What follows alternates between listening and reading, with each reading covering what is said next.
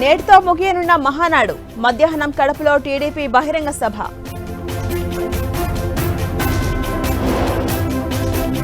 కోవట్టుల పట్ల పార్టీ నాయకులు జాగ్రత్తగా ఉండాలి. శాంతి భద్రతల్ని ఉల్లంఘిస్తే ఊరుకోబోమన్న చంద్రబాబు.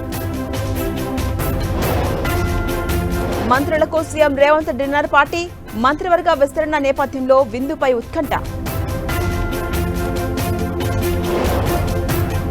అధికారంలో ఉన్నా లేకున్నా తెలంగాణ అభివృద్ధికి కృషి.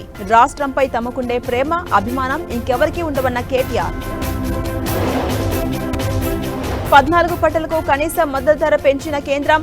బద్వేల్ నెల్లూరు 4 లేన్ల హైవేకు కేబినెట్ ఆమోదం.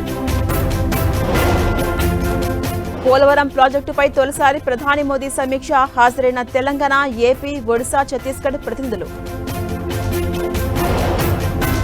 పాక్ సరిహద్దు రాష్ట్రాల్లో ఇవాల్టి సివిల్ మాక్ డ్రిల్ వాయిదా. జూన్ 3న మాక్ డ్రిల్ నిర్వహించబోతున్న పంజాబ్.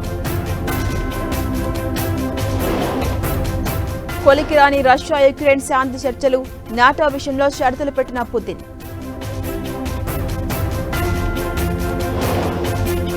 హమాస్ కీలక నేత మహ్మద్ సిన్వర్ హతం. యుద్ధ విమానాలతో గాజాపై విరుచుకుపడ్డ ఇజ్రాయెల్. వాతావరణ మార్పులపై కొత్త టెక్నాలజీ త్వరలోనే అందుబాటులోకి రానున్న భారత ఫోర్కాస్ట్ సిస్టమ్.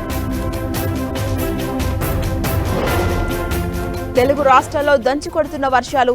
పలు జిల్లాలకు ఆరెంజ్ అలర్ట్ జారీ.